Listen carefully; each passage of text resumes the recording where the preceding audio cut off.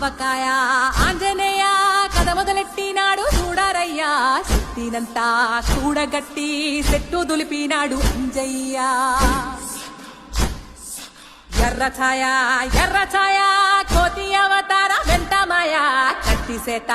పట్టకుండా కాయ కోసినాడు కపిలయ్యా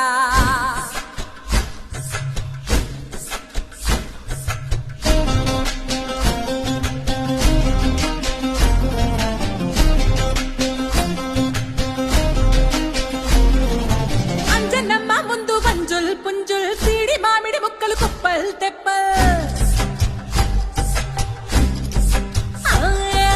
అంజనమ్మ ముందు వంజుల్ పుంజుల్ సీడి మామిడి ముక్కలు కుప్పల్ తెప్పల్ టెంకలోని జీడి వంకలెన్నున్నా పులిగోరు పళ్ళతో పరపర తీశాడు రో